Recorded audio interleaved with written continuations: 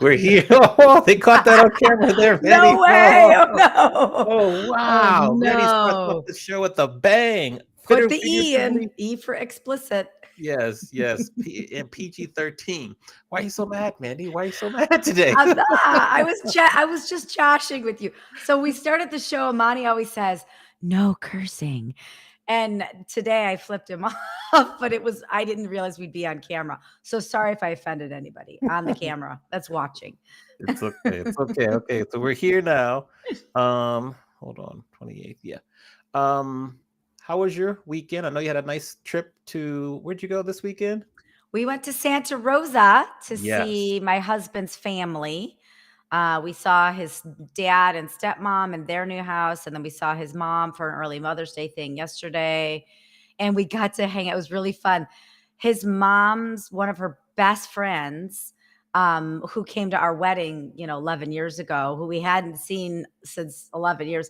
She was in town too. So we got to have lunch with his mom's best friend and her son, who's my husband's age. And they hadn't seen each other in 30 years. So it was fun. It was a fun trip down memory lane. Yeah, it was good. But it was active because, WeCon ended at like 4:00 on Friday, went home, unpacked from WeCon, repacked, left really early Saturday morning, turned around the trip and got home late last night. So it's been a wee bit of a whirlwind. But I'm home now till July. I have little LA trips here or there, but I'm not getting on an airplane again till July.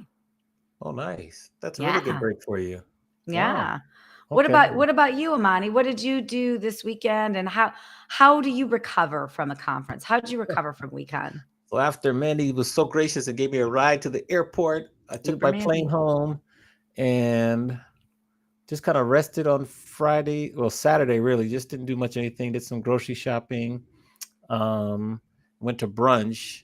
Then yesterday, I'm behind a little bit in grading because we're coming down to the final 2 semesters. And so I had to try to finish some grades, track some students down for their projects, start some grading. I got a lot of grading to do in the next 2 weeks. And it's projects, which is a little longer. So, yeah. So that's what I did. And, that's. But you won't have any classes this week. You're done with classes. Now it's just all grading. No. I have class this next 2 weeks. The class is the next 2 weeks. Oh, you do. So you still have to get on airplanes the next 2 weeks. Okay. Yes. All right. Yeah. Gotcha. Racking up those points. You're getting that status. Oh, using the points too, but getting the status, yes. So. All right. I want to ask you, I know you and I just talked about this, but what's a unique takeaway from WeCon? So for those listening, watching, WeCon is the Meeting Professionals International, Southern California. It's the annual education conference, which we just attended last week. So what was your takeaway from it, Amani? Oh, one takeaway from WeCon. I was more focused on that's interesting. One takeaway, maybe just there's power when you're in person with people and you can see them and talk to them. And compared to virtual, there's still just so much power in just being around people and just talking and just doing that. I think that's the takeaway. That vibration. Like you and I see each other every week on the screen, but we see each other in person maybe 4 or 5 times a year. Yeah. And we had our little club. We hung out the whole 3 days. I thought that was Yeah. awesome. It was great to Yeah. be with you side by Starting with side. our opening happy hour, and then we did meals, and then it was really good. The reception. Yeah. Yeah, I thought that Yeah. was fun. I think my takeaway of something I haven't seen before, but I thought they did a really good job was the final day of programming where the Unique Speakers Bureau, which is the speakers bureau that they partnered with, which by the way, if you're looking to work with a speakers bureau, work with them. They did a really good job at getting speakers. But they had opening general session was 3 TED Talk style speakers. Yeah. So each speaker went for like 15 minutes. Then you're assessing the speakers and making a determination of which breakout you're going to go to after, because the 3 speakers went 15, 15, 15. And then they got like a whole 40 minutes with you after. And the energy was exciting. I felt like we're all kind of looking around like, you going to that one, you going to that one. Yeah. And then we were kind of racing. So nobody could you could get in the one you wanted after. I thought that was a really unique way to program that. And, it's always more difficult to program day 2 than day 1. Right. And I think it was a great way to keep the audience engaged and involved. And they were 3 great speakers. And then you got to have a deeper dive with them in that breakout after. So I really like that. I want to recommend that my clients try that, because I think that was pretty compelling and a unique way to do something like that. Agree. Yes.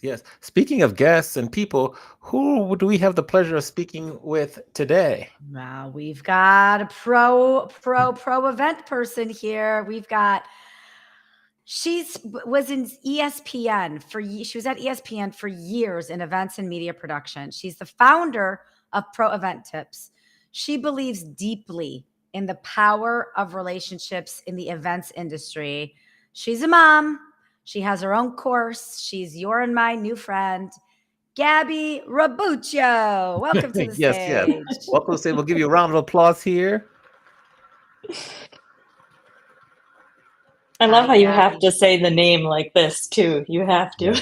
Anytime there's 2 C's in a name, I got to get in there, like Robuccio. Yeah. Welcome to the show. We're excited to chat with you, learn from you, and see kind of what advice and what wisdom you have. Now, my first question, we always have probably a unique first question, right, Mandy? Usually something unique. Yeah, Amani, you crushed it out the gates. I want to know, what is your favorite memory from the 2014 World Cup? You want personally? Personal, yes. There's a reason why I'm asking. Go ahead. My favorite memory was, I worked it. For those that don't know, obviously Amani knows. I worked it. I was in Brazil for the World Cup with ESPN. I was there for 8 weeks or so. So I have a lot of memories. But I mean, the best was I saw Spain-Chile at Maracanã.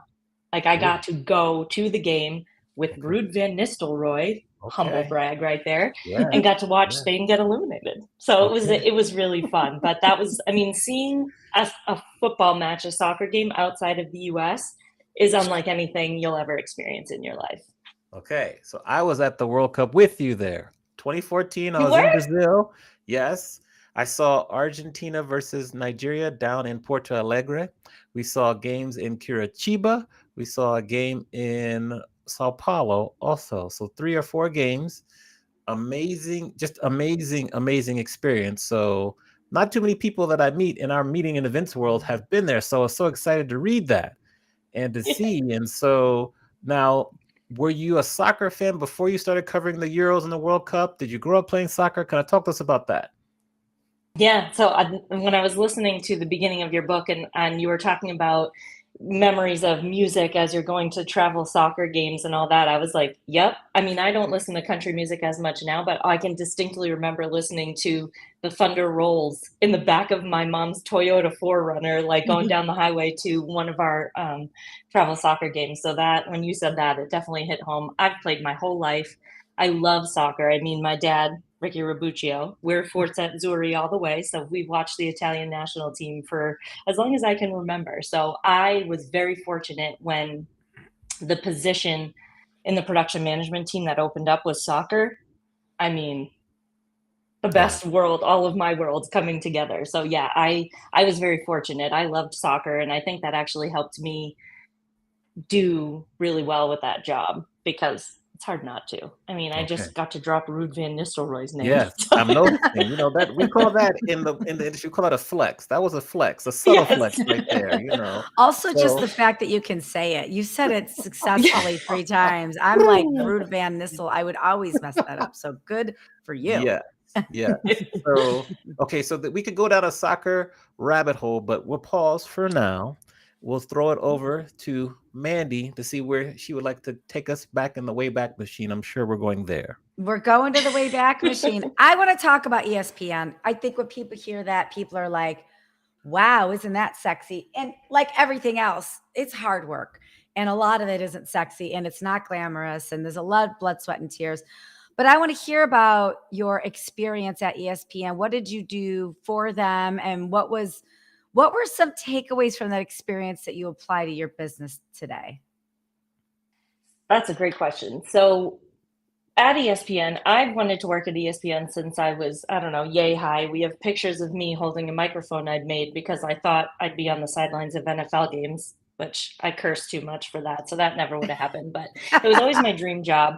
I went to the University of Connecticut knowing that it was near Stores, Stores is near Bristol, which is where ESPN is. And I just went out of my way to make contacts. I joined the television station at UConn because that's what I wanted to do. And somehow, by the grace of whatever in the universe, I was able to make good enough contacts that I was offered a job at ESPN in 2008 during the recession, right after I graduated college. So it was my first job. I started out in the tech room. I worked overnight ingesting tapes, like the outdoor block for Saturday mornings until 4 a.m. But I was there, and that's all I needed.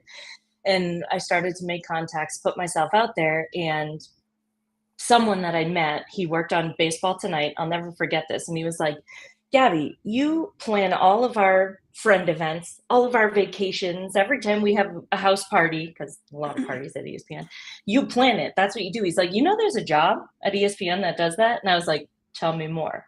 So they have this role called production coordinator, which is essentially you're assigned to a sport and you do all the logistics for it. So like I didn't do any of the content. At the beginning, I didn't do any of the content, but I did all hotel blocks, all the credentialing, all the visas when we left the country. I hired we call them talent, made sure that all the freelancers above the line got paid. So they hired me. I got put on soccer, and I did that for 10 years. I did dabble in some other sports. I did a season of College Game Day, which was phenomenal. I did an NFL draft. I mean, talk about dream jobs on paper. But Mandy, you hit the nail on the head. I got so many questions. And then when I decided to leave that job, so many people are like, how could you do that? How could you leave ESPN? And they're like, you got to travel everywhere. You traveled every weekend. And I was like, I saw a lot of places, but I saw a hotel and a loading dock, So it was, in events, it's busy. You're there from sun up to sundown. You don't normally get to go out and explore the area and have fun, whatever. So I did it for 10 years. Traveled all over the world, got a lot of contacts, made a lot of contacts, had phenomenal experiences, but then I was ready. I was like, I did my dream job. I'm ready to try something new. I'm ready to step out. And my husband, my boyfriend at the time, got a job in Utah. So I was like, all right, I'm moving to Utah. So I left my dream job, but it was what I learned from ESPN, I think, that I use now is that the event industry is so vast. I say ESPN, people don't think that's events. I have to explain the logistical part of it. Like sports TV, that's not events. I'm like, it is, it's events. And then I went to a hospital foundation. That's events, planning fundraising events. And I think it just opened my eyes to how big this industry is and how many opportunities there are.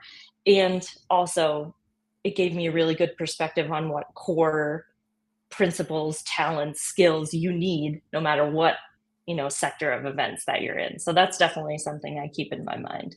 I love that takeaway from that. And I think you're being even a little more humble because as a result of all your hard work at ESPN, Yes. it may or may not have earned you an Emmy. Am I Yes. Yes. I remembering was that? Or about to ask that. can you tell us about that? That is my battle. That's my battle scar. That's what I get to show for my season on College Game Day. So college football game day. That was the single hardest thing I've ever done in my life that season. Yes, a World Cup. I did a Euros in Paris. I did Special Olympics World Games, the first ever broadcast on TV. College Game Day was the hardest, and I'm going to tell you why. If you watch college football at all, you watch College Game Day, we don't know where we're going until the Saturday before. Yes. Yes. So city permits, getting the studio, rerouting all the trucks, hiring all the staff, the local, getting the hotels, getting the credentials. We have 6 days to do that. And it has the most eyes out of the entire network. College Game Day is their baby. So that was the most pressure I've ever had. And I probably learned the most about myself working on that season. And I got the shiny trophy to show for it. So I'll take it. Is that just one? So did you do multiple College Game Days or you just did one College Game Day? I did the season. So we you did one every season. week. So okay, got the it. whole season. So we find out on Saturday where we're going the next week. We kind of have an idea, not narrowed down to 3, but no, I did a whole season from beginning to end. And then going into that, did you talk to the person that had done it the year before and say, okay, what should I expect or what should I know? Or is it more like you're going at this all alone kind of thing? So they have a very steady person who's worked on College Game Days for years, a senior production manager. So she's been there. She is phenomenal. She knows inside and out the sport. I did get a chance to talk to the person that did it before me, but as we all know, we went to different schools every year. So a lot of times they're like, well, we've never been to Indianapolis, so good luck, have fun, So I did get to talk. I had the good resource of someone who's been doing it for years, but it was still a toss up for some of those games. So one of my favorite things about College Game Day are those signs. So what was the best sign you saw that whole season? Can you remember? Oh, I don't remember the signs that I saw. We did a whiteout, the whiteout at Penn State, which is Penn State, Michigan that year. And there were some pretty good signs, but they're Joe Paterno related. So I'm probably not going to say some of them out loud, but that was probably the best. They were the most creative. I think the Penn State fans were definitely the most creative out of that year from what I saw. That's what I remember. Yeah. What did you learn about yourself through that process? Because you said you learned the most about yourself during that year. Cheesy, I can do hard things. It was, I pushed myself to the limit. So I learned what I'm capable of, but I also learned something that I take with me to this day is boundaries. That was my last or second to last year at ESPN. I realized what I could do, but I realized that I didn't want to have to push myself that far. You know what I mean? Like it was, I took away from that. Like you can be incredible, you can do these things, but you don't have to do it forever. Like you can control the pace of what you do, because I was burnt out by the end of that season, completely burnt out, which I'm sure happens to everyone who works that sport. Yes. Yes. And then if we kind of move forward, what inspired you in the environment that we're in now? What inspired you to start your own business at this kind of stage of your career? That's a great question. So the way this came up, because I worked at ESPN for years and my job there was informal job, was kind of being a fixer. So when, there's conflict between above the line and below the line on this sport, let's send Gabby, or see what you can do with this. And then I got hired at my corporate healthcare foundation, fundraising events job. And it was, hey, Gabby, there's a conflict with these volunteers. The event is really toxic, but it's our prime de la prime event. So figure out how we can make this work. And as I've taken on all those challenges, I realized I was like, we don't get taught this. we don't get taught managing relationships. And like when I started the work at, as a middle manager for Healthcare Foundation, I started to get offered leadership classes, emotional training, conflict management. And I was like, where the heck was this 10 years ago when I was in Brazil? It would have completely changed the way I ran events from the beginning. But if you're not a traditional manager, it's not offered. And I was like, our industry is a little weird, events, hospitality, because from day one, you're a manager. Even without the title, you're a leader, you're leading volunteers, you're leading vendors, but we're not taught those skills. We're taught spreadsheets, we're taught how to use CRMs, all that. We're not taught how to be leaders. And I was like, I started to take the lessons I learned from the classes I was getting offered and kind of teaching them to my team, or doing workshops with my team, and realizing how much they were benefiting from it. My event specialists were, and I was like, people need this. This is a huge gap in the industry. And I was like, and I can do this. This is like my superpower. Relationships are what I feel confident and comfortable doing. So I want to take this to, the newer event profs, the more seasoned event profs who really are lacking in relationships. Like, I want to teach them. And I'm very fortunate that I have a saint for a husband that was like, I'm all in. Let's go. Let's do it. We have kids now at home, and events, you can't really get daycare for events because daycares aren't open at 7 p.m. So he was like, let's see if this works. Do it. I go all in. So I did. And here I am. Okay. And then the follow-up would be like, because you've been almost a year, right? You're almost celebrating a year, correct? Mm-hmm. Right. So in this last year, what have been the top 2 to 3 lessons you've learned about having your own business? It's hard, and you have to sell yourself. It's I think my number one lesson that I've learned, which I'm not kissing ass. Oh, I swear, but sales, yes, like you have to know how to, you have to know how to sell yourself. And I am not good at that. I don't do well with that. Like, I am fully confident in what I have to offer, but I want to give it for free. Like, I don't want to charge people for, like, it's really hard to make it a business and not just a very expensive hobby. That is probably my number one lesson. The other lesson that I learned is how important it is to have connections. Like, you know that, you say it in theory, but until you're starting a business, you don't really grasp how important your network really is. Your network is your net worth. Is that the saying? That's the saying. Yes. Those are my 2 main lessons in this year. And if you believe in what you do, you got to believe in yourself. So I'm working on that, which Dr. Jill Stoddard, Mandy recommended that book when she was on, The Imposter Phenomenon. That has helped me leaps and bounds. Her episode that she did with you guys.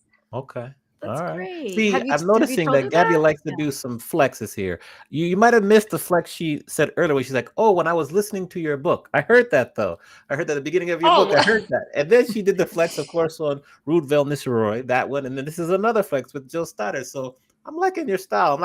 Over to you, Mandy. I'm not very subtle. I don't know if it's subtle flexes. They're pretty blatant, but no, I'm a fan of you guys. I'm not shy about that. Gabby drops the nuggets. Well, I want to give you a shout out because, I wish more people would do this, because I think it is a beautiful example of networking. You were just talking about networking and how building relationships is important to you, and you really live by that. So people may not know, I met Gabby. I just looked at my Instagram. Gabby she slid into my DMs June of last year and said, your sense of humor speaks to my soul.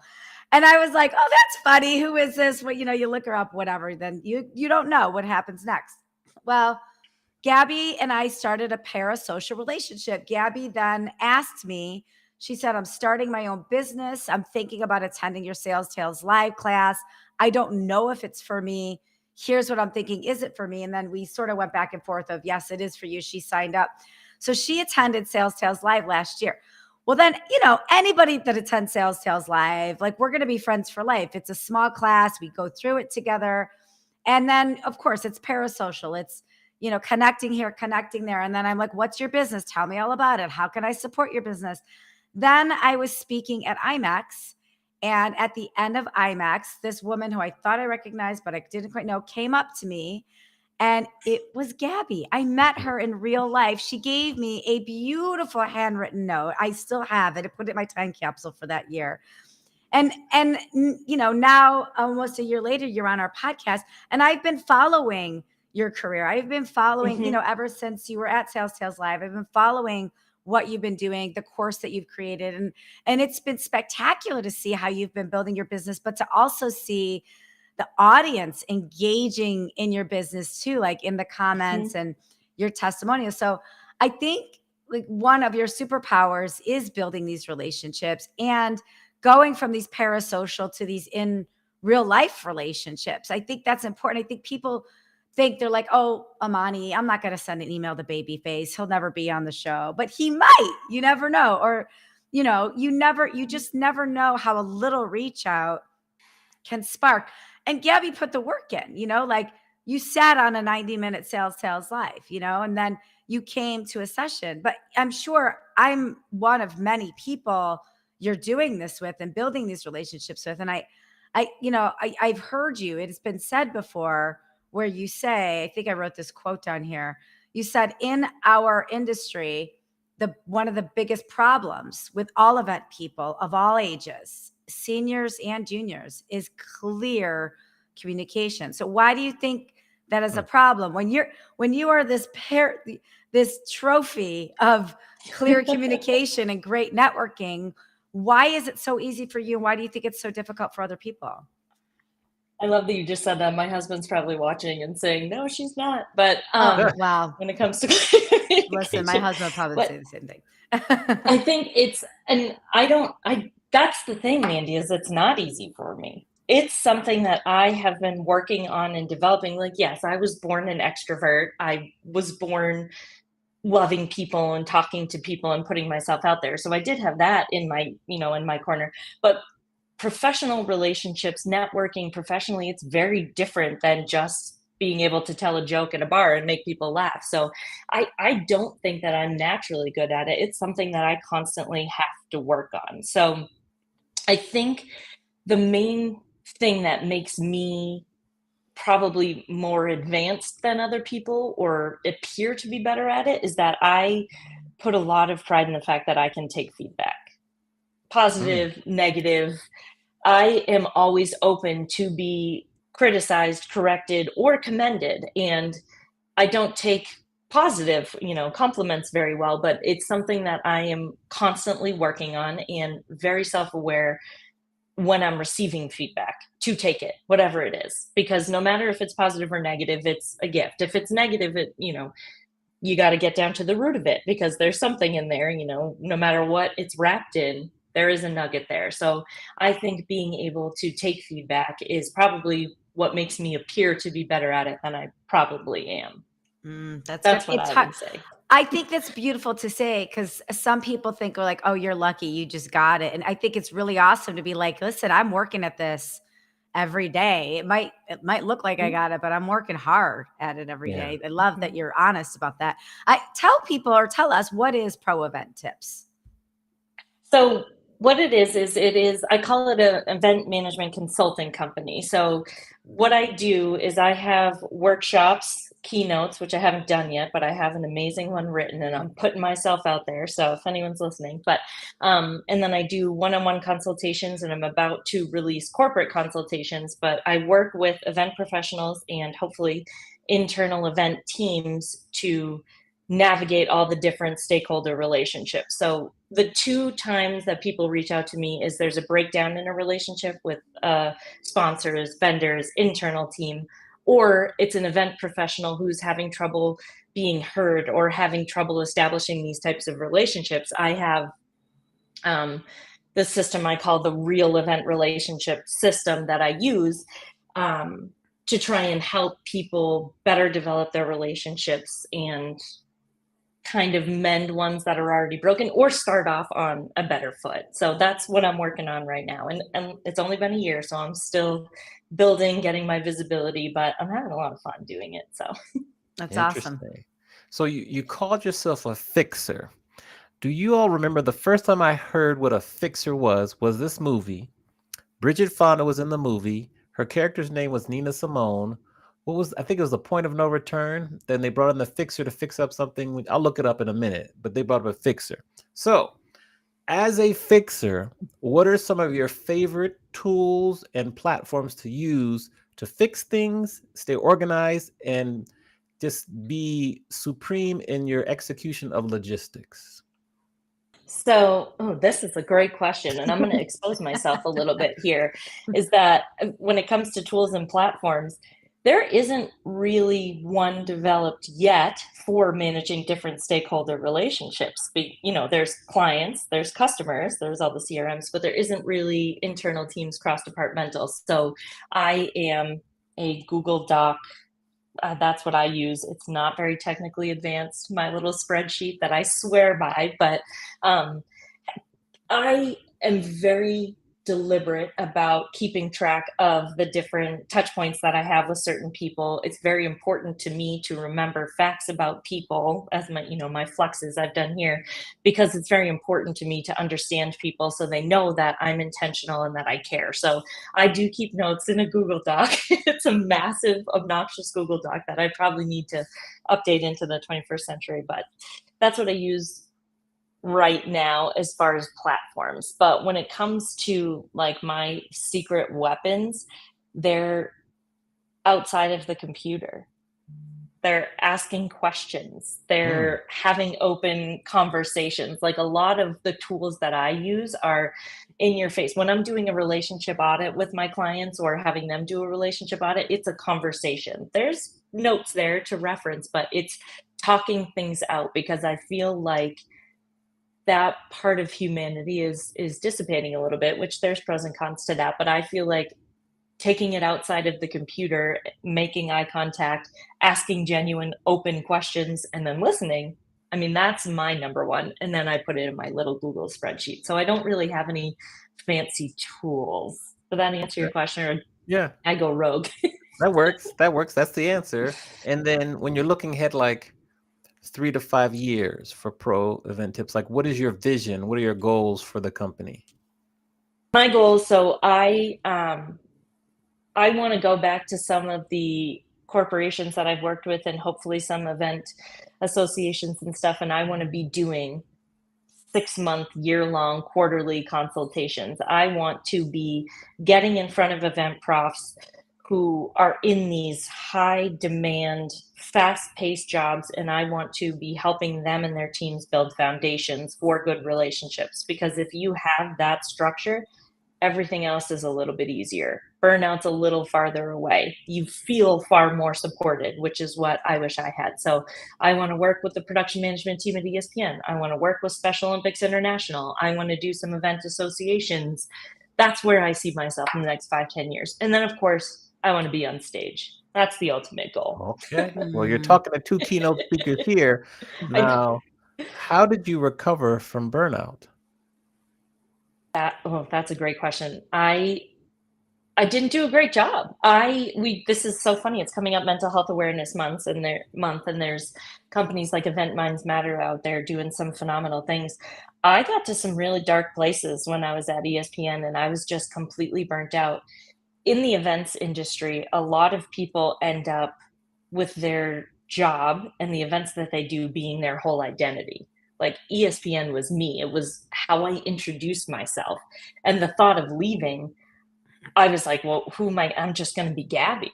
I'm not going to be Gabby that works at ESPN that gets quizzed on, name 7 players on the Steelers every time she goes out to, because people don't believe she likes sports. Like I Yeah. loved that. I didn't have that.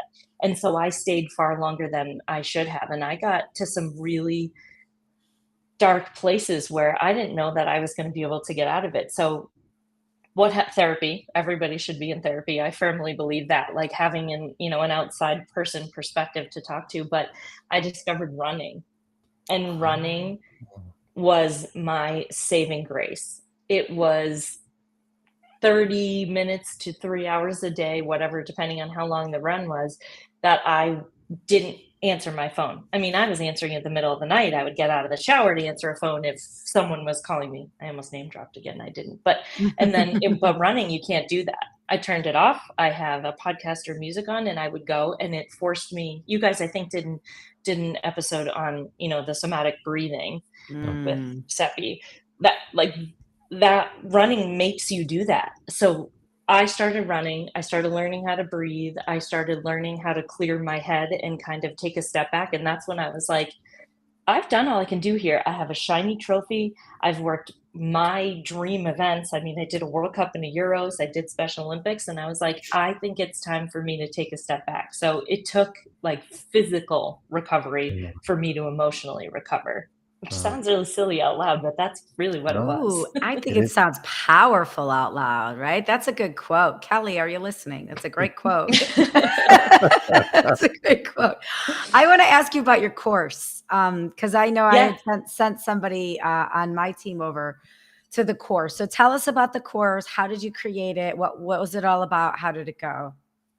Well, I think I'm speaking to the master here, Mr. Amani. Don't you have a course that you just created? This is true. This is true. I'm a developing master, but yes. Thank you for that compliment. Carry on.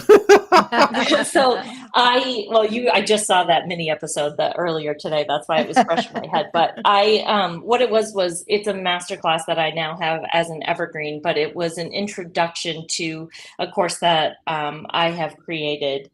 That is basically just the fundamentals, like the 3 pillars of relationship management, effective communication, emotional intelligence, persuasion, the things that I think are the most important. And it's kind of just an introduction to what I do and why I think it's so important and how it can benefit everybody in the hospitality industry, because it's all of those things, but catered specifically to what we do every day, because it is very different, this industry. And who attended? Who attended it? Like whether it's a job title or an experience level, like who attended that when you did that online?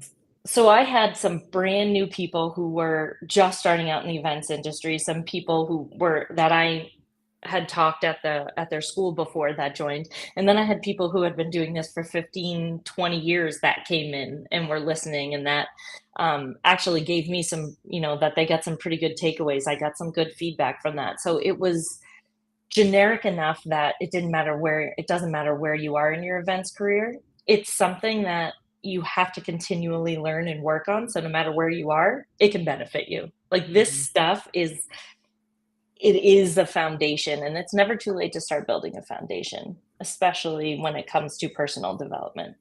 Yeah.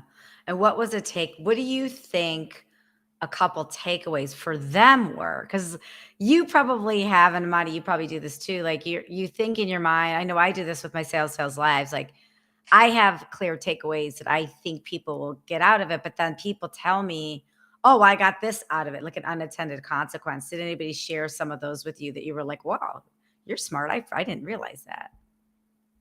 Yeah. So I think what resonated the most with people was what I did a section on feedback and being able to take feedback. And it felt like common sense to me, but people were like, there were a couple quotes that I put in there that people were like, that's what I'm missing. I think I know everything, or I know the way I want to do something. Or if somebody comes at me with negative feedback and they're pissed off, I write it out. Whereas it was more strip it back, take out the personal pieces of it, and actually hear what they're saying. And, 8 times out of 10, I would say you're going to actually get something beneficial that can help you. So that feedback. And then there was one quote that I had in there that people posted the most after. And it was, if you ask for an opinion, you're going to get a critic. If you ask for advice, you're going to get a partner. And that is that was my number one. It's like when you're asking people questions, don't ask them an opinion. The way you approach people makes a huge difference in how they respond. If you say, what do you think of this? You're asking them to give you a critique. Whereas if you say, this is the data that I have, this is what I want to implement, how would you do it?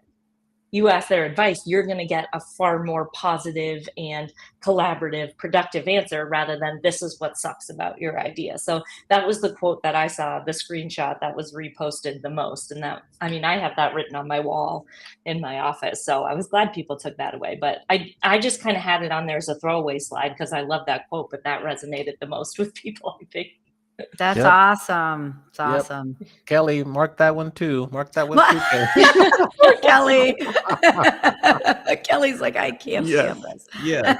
So we have come to the time in the show, Gabby, where we flip the script and allow you to ask both myself and Mandy a question. Any question you'd like to ask, nothing is off limits. So who do you want to ask the question to first, and what is said question? Okay, so I have two options for each of you. I have like a silly, fluffy one, or I have like a pretending you're my mentor, ask business question. So Mandy, which one do you want? Do you want the fluffy, fun one, or do you want the like business? Why don't Amani pick which one should she ask, and then I'll pick for you. This will be fun. So ask Mandy the business mentorship question. Okay, so I have them written down because my memory is terrible. So as me, someone who's building a really niche consulting business, I'm having a little bit of trouble or constantly refining, talking about what I do. How do you, because you're so good at it, how do you sell an intangible service? Especially when like the work speaks louder than like any sales pitch I can put online. When I talk to people and do the work, like how do you sell the intangible? That's what I'll say. I think you just did it by sharing the takeaways, the unintended takeaways from your session. I mean, I think when you're selling a niche like yours, people need to feel and experience the results. And I think you have to share testimonials, you have to share quote boxes, share clips, put those in your proposals, put those in your signature lines, keep your antennas up for those when you're at networking events, and say, another one of my clients experienced the exact same thing, and here's how he went about it. Just really make what you're doing relatable to other people. But then I would also get in front, like you're talking about what you're doing. And Amani, I don't know if you're thinking about this. In my head, I'm like, she'd be a great speaker at WeCon. And then I'm like, oh, she's moving to Colorado. She's got to get involved with the Site Mountain West chapter, get on the stages, offer your services, get on a panel, and people, what you're offering is really good and really needed, but you have to put it into practice because people don't understand it until they actually feel it. That would be my first suggestion. The second thing is get really good at your 20-second or less pitch. Like, Gabby, what do you do? 20-second or less. And it's going to change depending on the audience, right? But like, get really good at that produce-style speech, that produce-style pitch, and get really good at sharing that produce-style pitch with people that love you, because those are the people that want you to succeed. And when you're not around, they're going to be talking on your behalf. And then advocate, find those people that are going to advocate for you. When you finally get that produce aisle pitch down, like send me that video if you want. I will gladly share what you do with other people. Like have your advocates out there for you too. And all entrepreneurs, listen, that's great advice. Like that for anyone that's starting out or going from tangible to intangible, thank you. That's very helpful. Yeah. That's so selfish. I'm like, be my mentor. Well, no, this is why on this call. This is why we do it. That's why we have you on. We're asking you, you're giving us an hour and you're answering all of our questions. You're our master class right now. We're happy to answer one, that no problem. Okay. All right, Amani, what do you want? I want Amani to do a business mentor one too. What about the light and fluffy one? Well, Amani, we could do the light. What would you prefer, Amani? Go ahead. We'll do both. We'll do both. Do both for Amani. Yes. Okay. So my serious one is the work that you do. I mean, this is hospitality related, this conversation, but you've worked with so many different people across so many different industries. I want to know from you, what's one trait that you notice in someone that instantly says this person's going to be great to collaborate with, or this is someone that I want to work with in the future? Like what screams that to you? I would say the follow-up, their follow-up. I think that's a good one there. You see if they follow up, or like you give them an assignment or something to do and they follow up with it or ask questions, they don't leave you wondering if they're completing it. I think that's a great sign. That's a great sign. Also, if they're curious, if they ask good questions, not just asking random questions, but if they ask good questions, they have a good sense of curiosity, that'd probably be number 1B, so to speak. Those are the two that jump off the page right away. Curiosity. That's a good one. I wouldn't have pegged that one. Yeah. Or you want the fluffy one? Yes, tell us the light fluffy one. Okay. Yeah. Your fluffy one is, if your like DJ life had a soundtrack, what would the opening track be, and like what would it be playing over? What's the scene that would be running behind your opening track? I don't know where this question came from. I was driving yesterday. Okay, opening track would be Paid in Full, Eric B. and Rakim. That's my walkout song. What would it be playing over? Maybe like a movie scene. We could be in a lounge. We could be like in a tropical location. How about it's playing over a lounge in a tropical location? Yes. That's great. And Mandy, you want your fluffy one just because it's fun? Yes, Mandy does. Yes. Sure. And yours was, okay, if there's a movie about you, your business journey, because, your many superpowers and you've worn so many hats, who do you want to play you and what would the tagline for your movie be? Oh, like a 30-year-old Janine Garofalo. I would, if we could turn back the times. I love Janine. Even like a modern day. I just saw her stand up a couple years ago. She's phenomenal. I love Janine Garofalo. She's funny. I think she could do the serious and the funny stuff and handle all the shenanigans and weird stuff that's happened in between. And then what was the other question about it? What's your tagline? What would the tagline for your movie, The Life of Mandy, be? Oh man. She really you, I know. She really saw it all and she just kept giggling. It's just, I don't know. I just made that up. Yeah. I'm sure there's other taglines, but that works. I think that works. I want to switch gears. Those were good. Gabby, thanks for being so prepared for those. Those were super fun. I want to switch gears really quick to personal stuff because you're a mom and you're lifing and you're working and you're 1 year into your business and you're about to move. And I think we all know in this industry, balance is BS, right? There's no way we're going to have work-life balance. We're just going to prioritize the stuff that works best for us at that time. We're just going to do our best. But what are some pro hacks that you do or some things that you're just trying on for size that help you live your best life, be your best wife, be a best mom, be a best business owner? What are some things you've been working on for yourself? It's a great question. And it's not easy. And whatever I'm going to say here is probably not going to work for everyone. I don't even know that it's working for me. But I think my number one right now is don't try to be all at once. When I'm great founder of ProEventTips, not the best wife, probably not a great mother. When I'm all in on my kids, I'm not as worried about being a business owner. There was a time in my life where having it all doesn't mean doing it all. And I thought it did for a long time. So something that I am trying to be really intentional about is when you're doing something, be all in on that something and make sure you make time for all of those somethings. Like my family has time. My poor husband doesn't, but that'll come after the move. There's a lot going on. But like my business has time, my kids have time. And when I'm doing one of those, I don't try to do everything else. And another thing, I probably got this from you, Mandy, but it's schedule the time.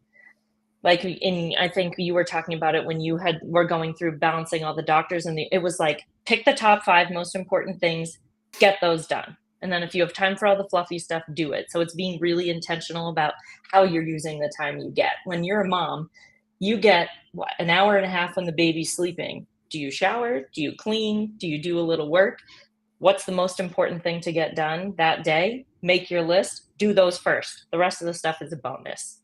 Mm-hmm. And don't try and do everything all at once. That was the hardest lesson for me. Yeah, those priorities change every day. Like one day you're like, I don't need a shower, but I need to do this. Or the other day you're like, I need a shower. Like every day it's different probably. Yeah, that was this morning. My husband, I was like, nope, you're not going to the gym this morning. I need to shower before I go. These people could probably smell me through the computer. So it's just about balancing. Yeah. And it changes about 8 times every day during the day.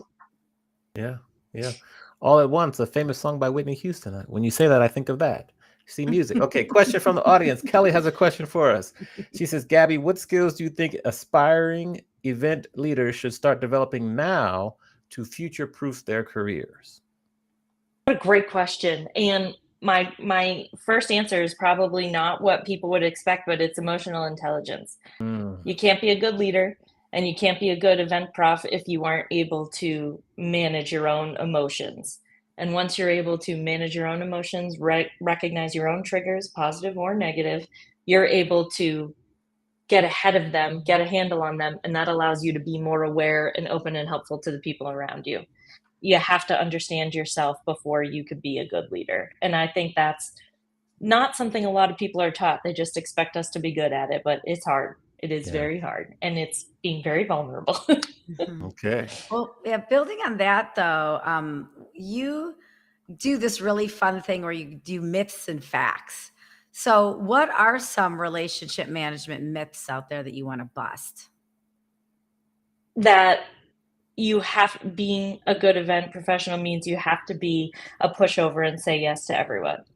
That is a myth. I think we have to be willing to compromise, yes, but boundaries are so important, and boundaries are probably one of the best ways to develop trust in a relationship. People see them as a weakness, like, oh, you can't work on a Sunday night, you don't care about my project. No, I'm going to give you my all Monday through Friday until 5 p.m., but Sunday is when I'm with my kids. That is the best way to develop trust, as long as you're talking about it and discussing it ahead of time. That is my number one myth that I hear from people.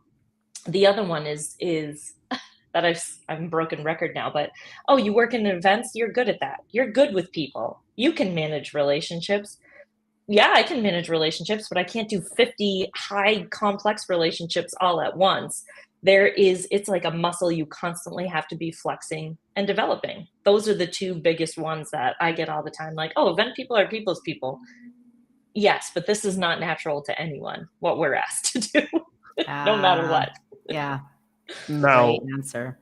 if we go back to Stores, Connecticut, and we're sitting there in a coffee shop about a day after you've graduated, and you're going to talk to young Gabby and give her advice based on everything you've learned so far in life and in professional world, what advice would you give your younger self? I would tell her to not second guess herself so much. Bet on yourself. No matter what, you're going to win if you bet on yourself. And don't be afraid to fail. Don't be afraid to get embarrassed. Don't be afraid to put yourself out there. It's not going to work out every time, and that's okay. Appearance was everything to me, and young Gabby was afraid to even look like she didn't have it all together. Who cares? No one has it all together at all. So don't be afraid to fail, because putting yourself out there is the only way you're going to get out there. And bet on yourself. Always bet on yourself, because you can't count on anyone else to do that. Very well said. Mandy, over to you to close us out. How can we support you? How can we lift you up? How can we all get a little more pro event tips in our world? I would say keep your eye on my LinkedIn. I have some big, like I dropped it on here, some corporate packages that are coming out that I'm super excited about. I have some wins that I've had behind the scenes on some of my one-on-one stuff that's happening that I'm going to be sharing, and it's turning into some bigger things. So I'd just say send people to my LinkedIn and talk to me. If you have questions about this stuff, anything I said resonated, please reach out. I am the stereotype. I love talking to people. I love helping. I love answering questions. So just engage. I love building my network too. So I'm always happy to respond to questions, comments, criticism, Awesome. whatever it is. Awesome. Well, we have, I know we have your LinkedIn rolling on our ticker, but if people are just listening, give us your Instagram handle. How can people follow you? Or how can people track you down? Well, I love my Instagram. I'm doing better with that, which I'm trying to be as funny as Mandy, but I don't have homemade gifts yet, but we're getting there. It's ProEventTips. So it's ProEventTips. So ProEventTips. Follow me there. And also reach out on there if you have any questions. I slid into Mandy's DM, so please feel free to do it to me. Awesome. Yes. Pay it forward, friends. Pay it forward. Well, thank you for being with us on the show. We need to talk offline, because Mandy and I can both help you with your speaking and getting you onto the right stages sooner than later. So make sure we do that. Everyone, just make sure you follow Gabby, her company, her personal LinkedIn. And we appreciate what you're bringing to the industry and can't wait to have our hands on your back as you ascend to the universe. Thank you both very much. You're welcome. We'll give you a round of applause here. I said that right, didn't I, Mandy? That was beautiful. I saw it. I saw you lifting her up. It was cute. It was beautiful. Yes. Round of applause here for Gabby. Thanks for being here, Gabby. Of course. I will put you back in the green room. We'll be right back with you. Mandy, great show today. Very funny and interesting. Who do we have to look forward to next week? We have your friend, Amani Sarita Mabin.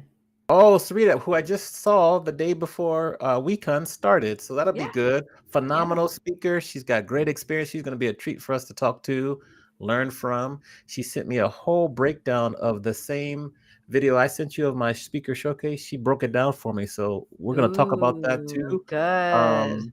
Awesome. Okay. If you're watching or listening, make sure you rate, review, subscribe on the platform that you're watching or listening on. Don't forget to subscribe to us on YouTube. We're doing lots of fun stuff on YouTube. Share it with a friend. And with that, thanks again to our great guest today, Gabby. And we will see everyone next week. See you next week. Bye. Bye, everyone.